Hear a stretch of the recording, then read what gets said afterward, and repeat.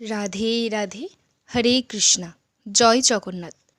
প্রভু শ্রী জগন্নাথ দেবের মহিমা অপার। আজ আমি আপনাদের পুরীধামে ঘটে যাওয়া শ্রী জগন্নাথ দেবের এক অনন্য সত্য ঘটনা শোনাবো। আপনারা অবশ্যই প্রভু শ্রী জগন্নাথ দেবের এই লীলা কথাটি শ্রবণ করুন। নিমপাতা বাটার প্রতি শ্রী জগন্নাথ দেবের প্রীতি। একসময় পুরীধামে লান্ডিমাতা নামে একজন বৃদ্ধা থাকতেন। তিনি ছিলেন জগন্নাথ দেবের প্রতি অত্যন্ত অনুরক্ত এক ভক্ত। শ্রী জগন্নাথ দেবের প্রতি তার একটি বিশেষ ভাব অন্তরে উদিত হয়েছিল। সেই ভাবভক্তির প্রভাবে প্রভুকে তিনি তার পুত্র বলে ভাবতেন। প্রতিদিনই লান্ডিমাতা প্রভুর জন্য কিছু নিম পাতা বাটা নিয়ে আসতেন। তিনি মনে মনে ভাবতেন, শ্রী জগন্নাথ প্রতিদিন ৬০ বার ভোজন করেন, যার মধ্যে থাকে ৫৬ রকমের অন্নব্যঞ্জন, কত কত রকমের মিষ্টি, কত রকমের ঘি। তিনি অবশ্যই এত ধরনের গুরুপাক জমকালো খাবার দাবার ভোজন করে বেশ ক্লান্ত হয়ে পড়েছেন এবং তার হয়তো কিছু পেটেরও গণ্ডগোল হয়েছে। সেই জন্য তিনি যদি কিছু নিমপাতা বাটা খান তাহলে তার পক্ষে তা খুবই ভালো হবে। এরকম মনোভাব নিয়ে লান্ডিমাতা প্রতিদিন মন্দিরে যেতেন তার পুত্রকে নিমপাতা বাটা খাওয়াতে। একদিন পাত্রটি হাতে নিয়ে লান্ডিমাতা মন্দিরে প্রবেশদ্বারে পৌঁছালেন, কিন্তু মন্দিরে প্রবেশের আগেই কর্তব্যরত নিরাপত্তারক্ষী তাকে থামালো ও বলল, ওহে বৃদ্ধা, এই পাত্রে তুমি কী নিয়ে যাচ্ছ? লান্ডিমাতা উত্তর দিলেন, আমি আমার পুত্রের জন্য কিছু নিমপাতা বাটা নিয়ে যাচ্ছি। রক্ষী বলল, তোমার পুত্র কি মন্দিরের মধ্যে রয়েছে? লান্ডিমাতা উত্তর দিলেন, আমার পুত্র রত্ন সিংহাসনে বসে আছে, তার আঁখি দুটি বিশাল, সে আমার এই নিমপাতার তৈরি পদটি ভোজন করার জন্য প্রতীক্ষা করছে, আমাকে ভিতরে যেতে দাও। রক্ষী রেগে গিয়ে তাকে বলল, তুমি কি বলছো? জগন্নাথ তোমার ছেলে?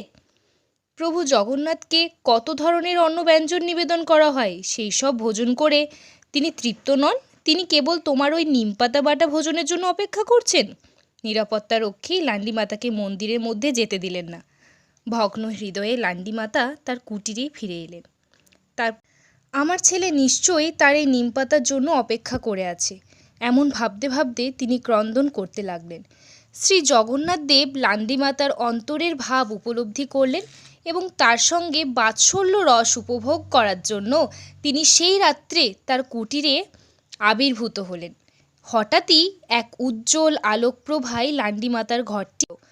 তিনি সবিস্ময়ে দেখলেন যে তার প্রিয় পুত্র জগন্নাথ তার সামনে দাঁড়িয়ে আছে। তার মুখটি যেন শুষ্ক ও বিবর্ণ। জগন্নাথ বললেন, মা, করেছি, আমার পেটে কষ্ট হচ্ছে, তুমি কি আমাকে কিছু নিমপাতা বেটে দেবে? লান্ডিমাতা তাড়াতাড়ি উঠে পড়লেন এবং উত্তরে কিছু বলার চেষ্টা করলেন, কিন্তু কিছু বলার আগেই জগন্নাথ দেব তার গৃহ হতে অন্তর্হিত হলেন। সেই রাতে প্রভু শ্রী জগন্নাথ দেব পুরীর রাজার কাছে স্বপ্নে আবির্ভূত হলেন এবং তাকে বললেন, রাজা, লান্ডিমাতা আমাকে তার পুত্র হিসাবে প্রীতি করেন, তিনি আমার মা, আর প্রতিদিন তিনি আমার জন্য অত্যন্ত প্রীতি সহকারে নিমপাতা বাটা নিয়ে আসেন।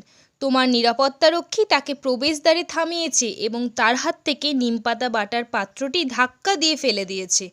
তার তৈরি নিমপাতা বাটা খেতে আমি খুবই ভালোবাসি। আগামীকাল খুব ভোরে অবশ্যই তুমি তার কাছে যাবে এবং তাকে বলবে সে যেন আমাকে ভোজন করাবার জন্য নিমপাতা বাটা নিয়ে আসে। পরদিন খুব ভোরে রাজা তার মন্ত্রীদের সঙ্গে নিয়ে জগন্নাথের মন্দিরের অনতি দূরে অবস্থিত লান্ডিমাতার ছোট ঘরে গেলেন। তার কুটিরে রাজা ও তার মন্ত্রীদের দেখে লান্ডিমাতা খুব অবাক হলেন। রাজা তাকে বললেন, হে মাতা, মন্দিরের পাহারাদার রক্ষী আপনার প্রতি এক মহা অপরাধ করেছে, আমি তার জন্য ক্ষমা চাইছি। আপনার হাতের তৈরি নিমপাতা বাটা শ্রী জগন্নাথ দেবের খুবই পছন্দ। আপনি শ্রী জগন্নাথ দেবের একজন মহান ভক্ত এবং আপনি অত্যন্ত ভাগ্যবতী যে তিনি আপনার বাৎসল্য প্রীতির ভাবটি গ্রহণ করেছেন এবং আপনাকে তিনি নিজের মাতা জ্ঞান করেন। আজ থেকে আপনার কুটিরটি লান্ডি মাতা মঠ নামে প্রসিদ্ধ হবে। এই স্থানটি একটি পবিত্র তীর্থ হিসাবে বিবেচিত হবে। এই পৃথিবীতে আপনি যতদিন থাকবেন প্রতিদিন আপনি শ্রী জগন্নাথ দেবকে নিমপাতা বাটা খাওয়াবেন। এমনকি আপনি দেহত্যাগ করার পরেও আপনার স্মৃতিতে শ্রী জগন্নাথ দেবকে এই পদটি নিবেদন করা হবে। রাজার কাছ থেকে এমন প্রীতিপূর্বক কথা শুনে লান্ডিমাতা তার সৌভাগ্যের কথা ভেবে খুবই আনন্দিত হলেন। এখনকার দিনে নিমপাতা বাটার পরিবর্তে জগন্নাথ দেব 56 ব্যঞ্জন ভোজন গ্রহণ করার পর তিতভোগ নামে একটি পদ ভোজন করেন এবং তারপর মিষ্টি জল বা মিঠি জল পান করেন। তাহলে শুনলেন তো প্রভু শ্রী জগন্নাথ দেবের এক অনন্ত লীলা। ভগবান তার ভক্তের প্রতি সদাই সহায়। তাই কেউ যদি ভগবানকে অন্তর থেকে ডাকেন, ভগবান কিন্তু অবশ্যই সাড়া দেন। তাই ভিডিওটি যদি আপনাদের ভালো লেগে থাকে, অবশ্যই অন্যান্য সকল ভক্তদের প্রভু শ্রী জগন্নাথ দেবের এই লীলা কথাটি শোনার সুযোগ করে দেবেন এবং আমার চ্যানেলে নতুন হয়ে থাকলে চ্যানেলটিকে সাবস্ক্রাইব করে দেবেন। পরবর্তী নতুন কোনো লীলা কথা নিয়ে আপনাদের কাছে আসব। রাধে রাধে।